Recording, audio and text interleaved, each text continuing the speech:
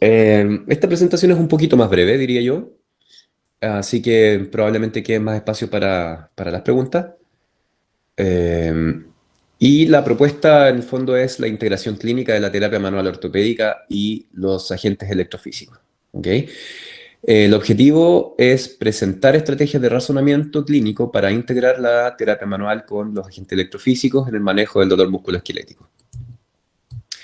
Partimos con algunos conceptos en caso de que parte de la audiencia no maneje o no tenga la claridad sobre qué es la terapia manual, ¿no? Existe la IFOM, que define la terapia manual ortopédica como un área especializada de la fisioterapia o terapia física para el manejo de condiciones neuromusculoesqueléticas, basadas en el razonamiento clínico, usando técnicas o aproximaciones de tratamiento altamente especializadas o específicas a través de técnicas manuales y ejercicio terapéutico. ¿Bien?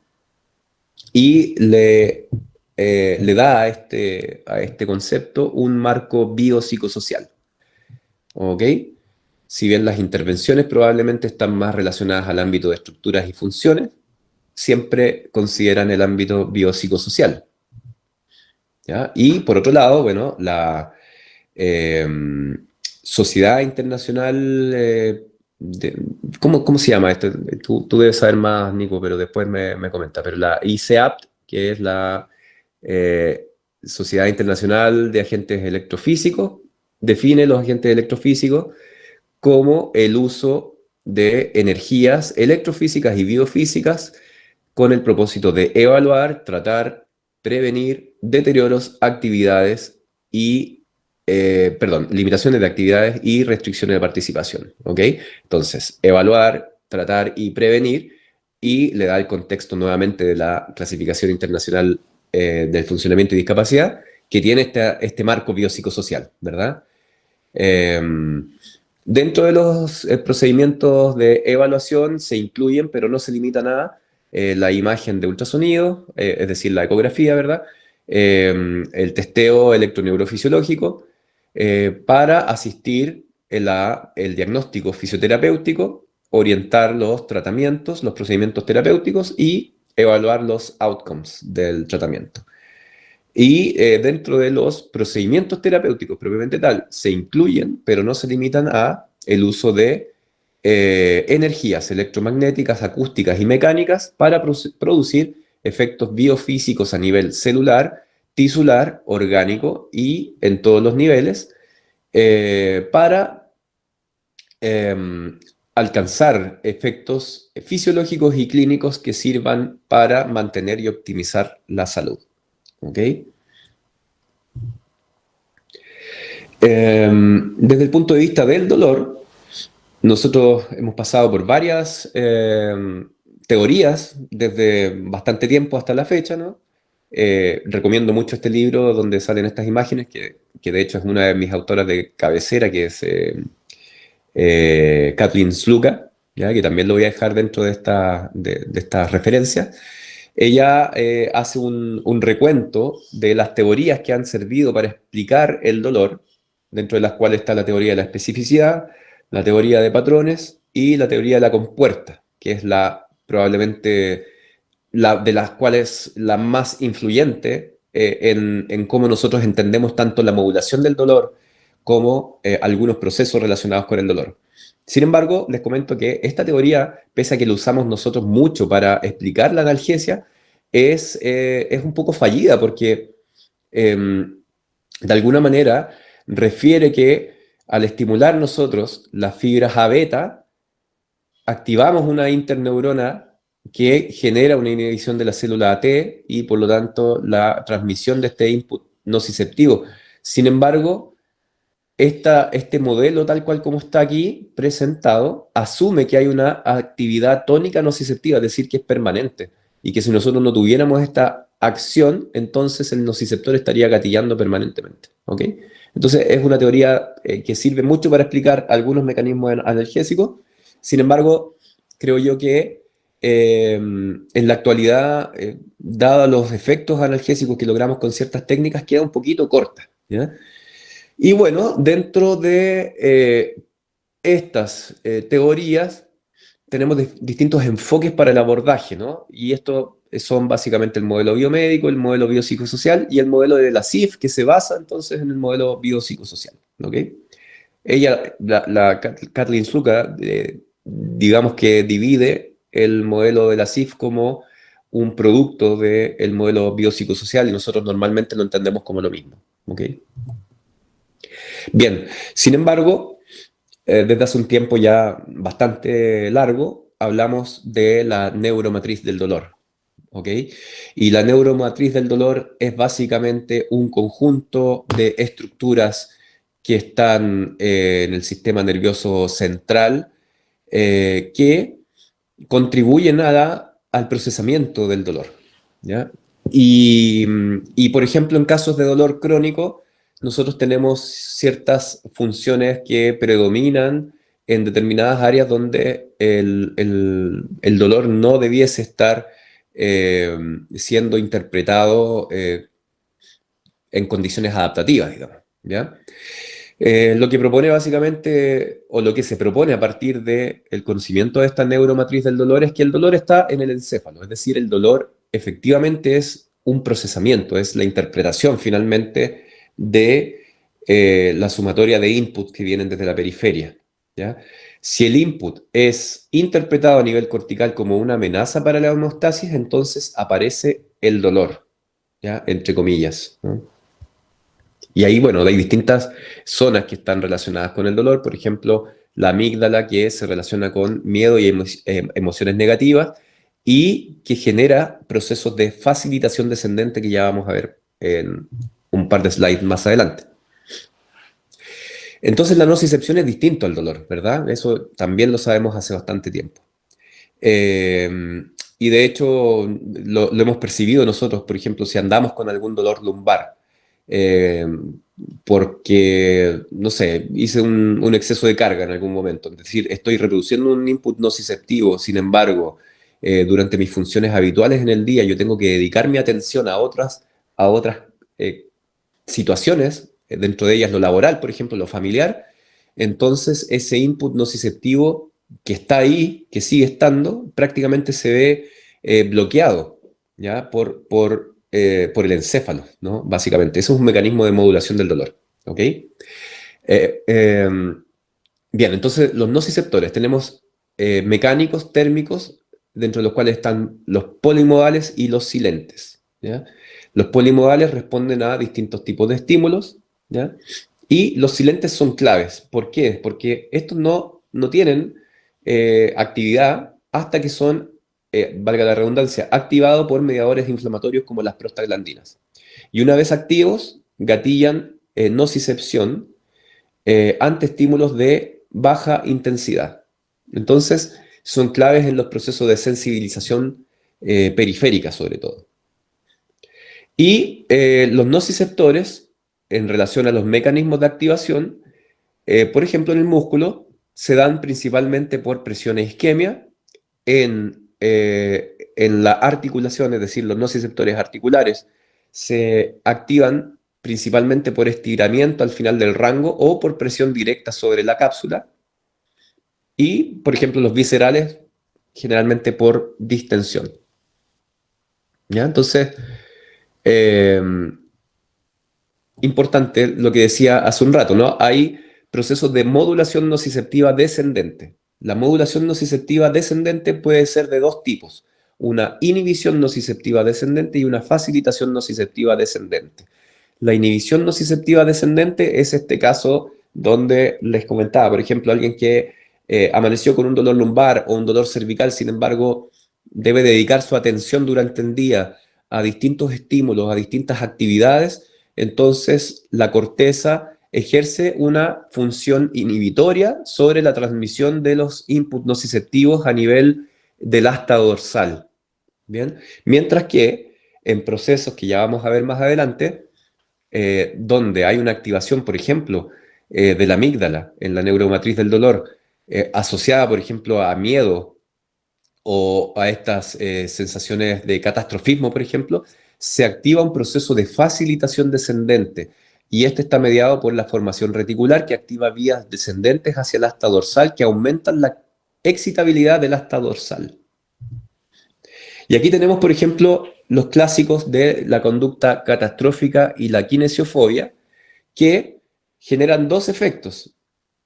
Primero, una inhibición de la inhibición nociceptiva descendente y una facilitación de la facilitación nociceptiva descendente. Es decir, estamos generando mediante estos procesos, que son procesos mentales básicamente, ¿no?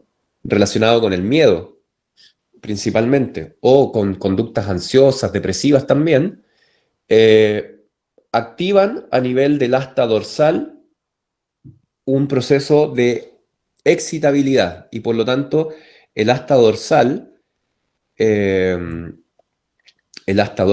acá, ¿verdad?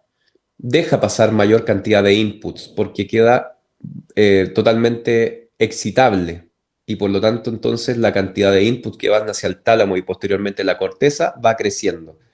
Y aquí teníamos entonces este proceso de amplificación, el wind-up, ¿ya? Y la potenciación de largo plazo, perdón, que conducen a procesos de sensibilización central, ¿ya? Que habíamos hablado en la presentación anterior.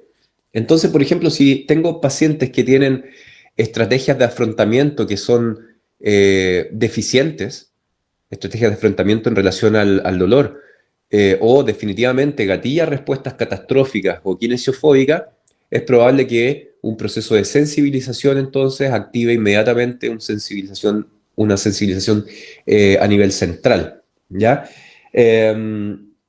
Ahora bien, esto no siempre se da.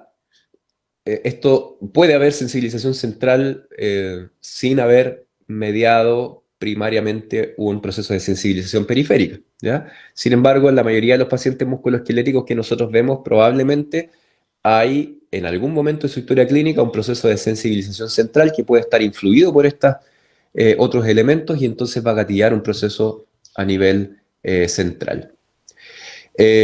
Como ya les decía, Sluka tiene varias publicaciones que para mí son de mucha utilidad clínica, ¿ya? Y particularmente esta que es el patrón de sensibilización. Entonces, ¿qué dice Sluka? Dice, por ejemplo, tenemos sensibilización periférica y sensibilización central que pueden conducir al dolor. Si no tengo ningún tipo de descarga o sensibilización a nivel periférica ni central, entonces no hay dolor, simplemente. Pero tenemos patrones donde, por ejemplo, el B, donde hay un patrón predominante de sensibilización periférica. Esto sería, por ejemplo, claro en lesiones o injurias agudas, bien localizadas, ¿no? Vamos a tener mayor predominancia entonces de sensibilización periférica.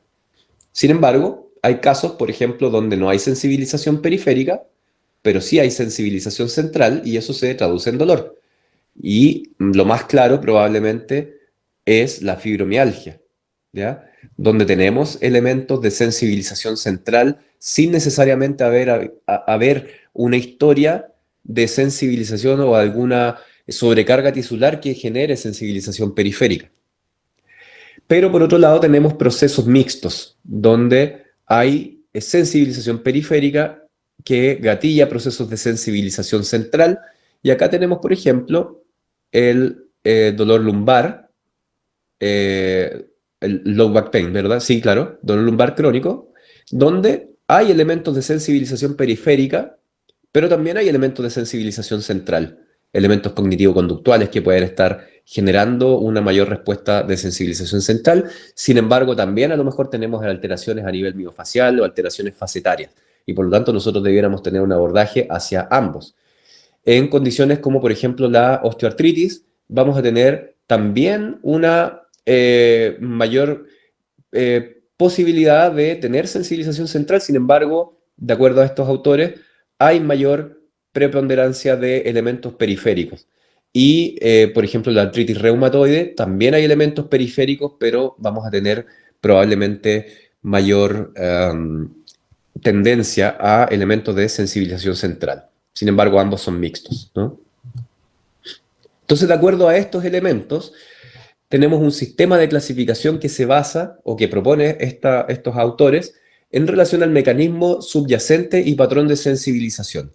Normalmente nosotros nos enfrentamos en la clínica a estos patrones, o a estos sistemas de clasificación, mejor dicho, que son los sistemas de clasificación anatómica, es decir, dolor lumbar crónico, omalgia, dolor de hombro, dolor anterior de rodilla, y otros, ¿no? Cervicalgia, la cervicobraquialgia también, por ejemplo, ¿verdad? Que son diagnósticos con los que nosotros recibimos casos bien complejos de dolor en pacientes, ¿bien? Y acá estos autores nos llaman a tener un sistema de clasificación distinto, que se base en el mecanismo subyacente, es decir, en el tejido probablemente involucrado, ¿ya? Y para eso la semiología es clave, ¿no? Un dolor de tipo neural tiene ciertas características que un dolor cutáneo no tiene, evidentemente, o un dolor ligamentoso no va a tener. La historia clínica también va a ser muy relevante. Si yo tengo un dolor medial de rodilla y no tengo historia de un mecanismo de valgo, entonces, ¿por qué yo tendría que sospechar a lo mejor de un dolor ligamentoso? A lo mejor es la pata de ganso, ¿no? A lo mejor es una bursopatía a nivel local, o eh, no sé, si tengo un síndrome del túnel carpiano, voy a tener otros elementos que no necesariamente tienen que ver con lo cutáneo o con lo visceral o con lo articular, ¿no? Es un dolor bastante reproducible con ciertas características bien claras. Entonces la historia clínica es clave en este caso. Y lo otro es que el otro elemento, digamos, es involucrar la fisiología del procesamiento del dolor, así como aspectos psicosociales, si es que vinieran al caso. En los aspectos psicosociales, por ejemplo, cuando nosotros identificamos elementos de ansiedad, depresión, identificamos elementos de catastrofismo, entonces debiéramos tener mayor, eh, mayor preocupación por estos elementos psicosociales, ¿ya? Y en el caso del procesamiento del dolor, estamos hablando precisamente de los patrones de sensibilización que comentábamos hace un ratito, y cuando hablamos de estos elementos psicosociales, van a influir, o ya sabemos que influyen definitivamente sobre los procesos de modulación nociceptiva descendente.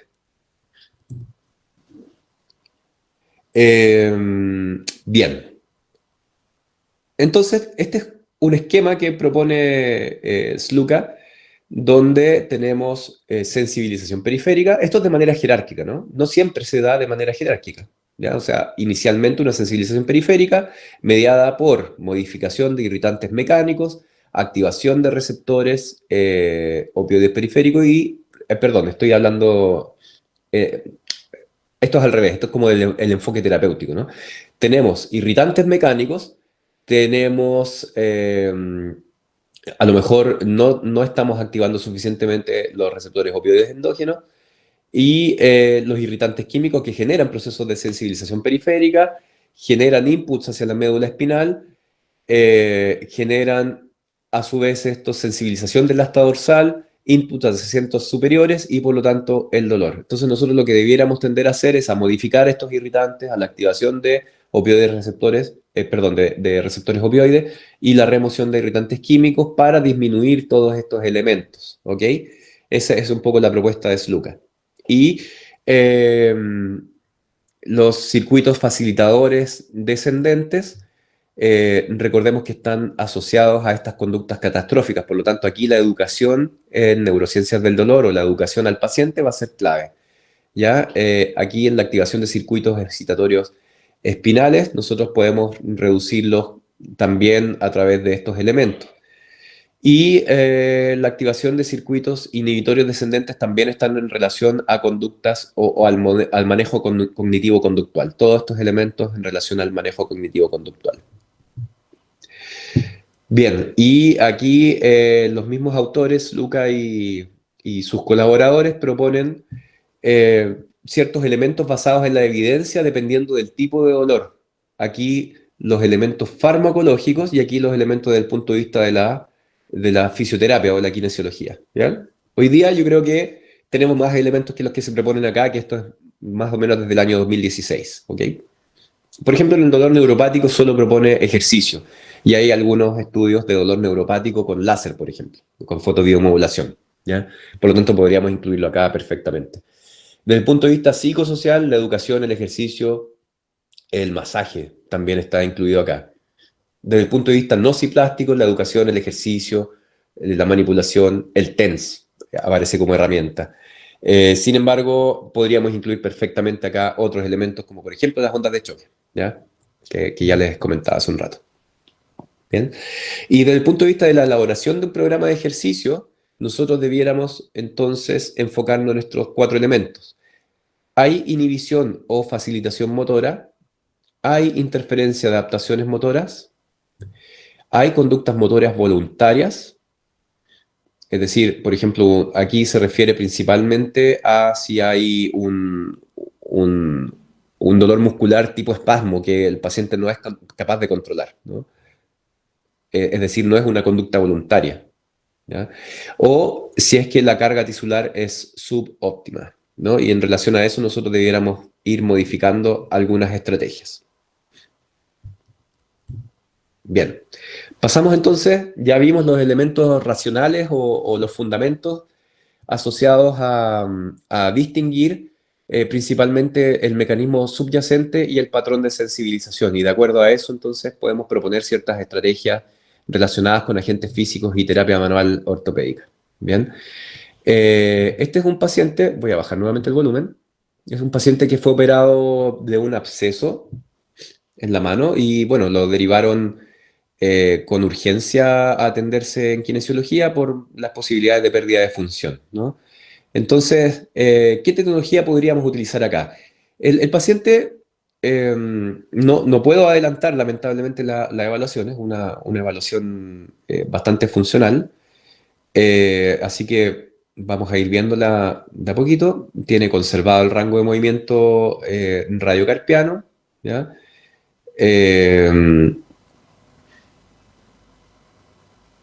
Eh, bueno, lo que les decía, este es un paciente que tuvo una picadura en la mano y a partir de esa picadura apareció un absceso. Entonces tuvieron que hacer un aseo quirúrgico bastante importante. No tuvo mayores consecuencias, sin embargo, fue derivado con bastante urgencia a rehabilitación. Bien, ahí estamos evaluando principalmente a nivel de la radiocarpiana, ¿ya? Claramente ahí hay una compensación, ¿no? Tiene un poquito restringida la pronosupinación, sin embargo es propia de él. Y bueno, la afectación principal de este paciente era a nivel, después de la evaluación que hicimos, era a nivel metacarpofalángica, entonces como para ir adelantando un poquito en beneficio del tiempo, ¿ok? Sin embargo, vemos la cicatriz está bastante bien, un poquito adherida, diría yo, y precisamente es en la zona donde hay una alteración metacarpofalángica, ¿no? Donde nosotros determinamos que efectivamente la mayor restricción está a nivel metacarpofalángica. ¿Qué tecnología estamos usando acá? Estamos usando ultrasonido, por ejemplo, ¿bien? Podríamos usar también fotobiomodulación por la etapa en la que estamos y podríamos utilizar también ondas de choque para el tratamiento de la cicatriz, de la prevención de la fibrosis en este caso. ¿Bien? El paciente, si se fijan, no tiene la oposición completa del pulgar, así que tampoco era esperable para la mano afectada. Eh, y claramente aquí lo que nosotros hacemos es mejorar ciertas condiciones para la manipulación posterior, porque necesitamos hacer terapia manual a nivel metacarpofalángica. Bien.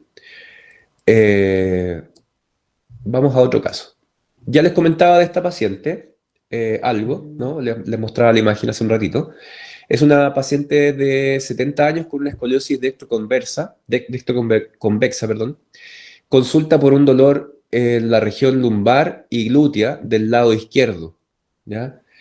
Es un dolor que es de predominio miofacial y se complementa, en este caso, el abordaje, la movilización, o sea, el abordaje que estamos haciendo es movilización articular, estiramiento de tejido blando posterior al protocolo de ondas de choque. ¿Bien? Entonces, de hecho, las ondas de choque, parte de los efectos que tiene es la liberación de óxido nítrico, lo que genera vasodilatación, ¿ya? Y junto con la vasodilatación lo que nosotros buscamos es generar mejores condiciones para la llegada de energía de sangre, básicamente, a la zona, ¿ya? Es una zona, recordemos entonces, el gatillante de la activación nociceptiva a nivel miofacial o a nivel muscular era uno de ellos la isquemia, ¿no? Y este es un paciente entonces donde nosotros vemos que existe un dolor miofacial y dada la curvatura, hay probablemente un acortamiento adaptativo de cuadrado lumbar, de paravertebrales a ese nivel, y por lo tanto lo que nosotros estamos tratando de hacer con bastante mayor efectividad con el uso de ondas de choque que solamente con manipulación de tejido blando, es efectivamente generar una mayor rigada de flujo sanguíneo a la zona. ¿Ya? Y fíjense que la paciente responde bastante bien al tratamiento con ondas de choque y posterior manipulación.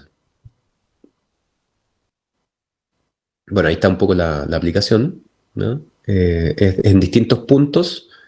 No sé si ustedes han visto, probablemente ya algunos tengan conocimiento de esto, pero hay aplicaciones que se promueven en barrido, ¿verdad? Que yo también las hago en determinados casos, pero si se fijan, estoy haciendo aplicación en determinados puntos porque lo que me interesa es generar un efecto cavitatorio, ¿ya?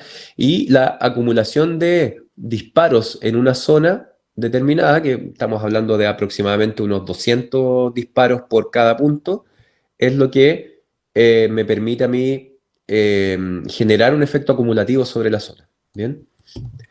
Este es el paciente que les mostraba hace un rato, ¿no? Tendinopatía aquiliana. Fíjense que Van 2 minutos. esta particularmente es una paciente que tiene un acortamiento de tríceps sural bastante importante, un dolor principalmente en la entesis, sin embargo vamos haciendo una aproximación eh, digamos, gradual hacia la zona crítica, ¿no? Entonces, primero hacemos un trabajo de liberación miofacial, podríamos llamarlo, y después nos vamos acercando hacia la zona crítica del dolor.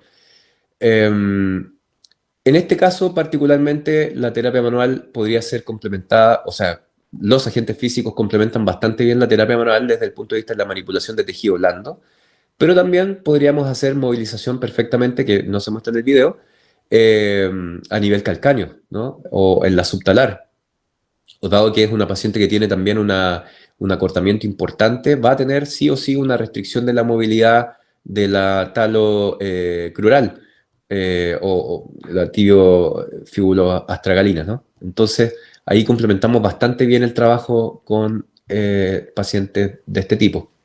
Y este es un caso distinto a los anteriores porque precisamente en este caso no complementamos bien la aplicación de agentes físicos con la terapia manual. De hecho, ella fue derivada para ondas de choque por un dolor de predominio trocantérico. Sin embargo, en el transcurso de las sesiones nos fuimos dando cuenta de que ese dolor trocantérico era más bien secundario a un dolor lumbar y era finalmente un dolor lumbar y glúteo, pero que generaba un patrón referido a la cara anterolateral y posterior del muslo, bilateral, aunque de predominio derecho. ¿Ya? Esta es una paciente que llegó desde, por lo Iván, menos por favor, con un 2 minuto de tiempo. años de evolución de este dolor y en los últimos meses había ¿Mm? sido insoportable y prácticamente invalidante. Iván, un minuto tenemos. Ocasionalmente presentaba parestesia en la región del pie, ha pasado por distintos especialistas sin tratamiento efectivo, estudio electromiográfico sin hallazgos positivos y la resonancia prácticamente, bueno, muestra unas protrusiones discales, sin embargo, sin conflicto radicular, estoy rayando ahí, no me di cuenta, sin conflicto radicular, por lo tanto, no era presumible o no era asumible que este dolor distal pudiera estar relacionado con este patrón. Y el abordaje que hicimos entonces, luego de fracasar el abordaje inicial con las ondas de choque, básicamente se enfocó en la modulación nociceptiva, ¿ya? A ver, el diagnóstico fisioterapéutico en este caso, o kinésico, era básicamente que había un dolor neural eh, particularmente del ciático y del nervio femoral, con un estado de ánimo bastante bajo en relación a su dolor. ¿Ya? Y ahí estamos haciendo precisamente, bueno, aquí este video fue grabado solamente para mostrar lo que hicimos, porque ya la paciente había evolucionado bastante bien. Sin embargo, aquí les pido que me crean nada más. Estoy haciendo ahí modulación, claro, una modulación a través de movilización del nervio femoral. Sin embargo, esto lo hicimos en las primeras sesiones, ¿bien? Y el resultado fue que ella pudo rápidamente empezar a hacer ejercicio terapéutico de ese nivel de carga. Entonces, la modulación nociceptiva aquí es clave, y esa modulación nociceptiva puede darse tanto con elementos electrofísicos como con elementos de terapia manual o el complemento de ambos. Y posteriormente, si se fijan acá, ya estamos haciendo un estiramiento de cuádriceps que era imposible para ella por tensión del nervio femoral. Le dolía, y el dolor que aparecía era básicamente un dolor de tipo neural. Entonces, lo que les quiero comentar con este caso en particular, que es una paciente que egresó muy contenta y me permitió mostrar su caso en todos lados, eh, es que luego de hacer una modulación de aquellos inputs nociceptivos, nosotros ya manejamos esta parte, ¿verdad?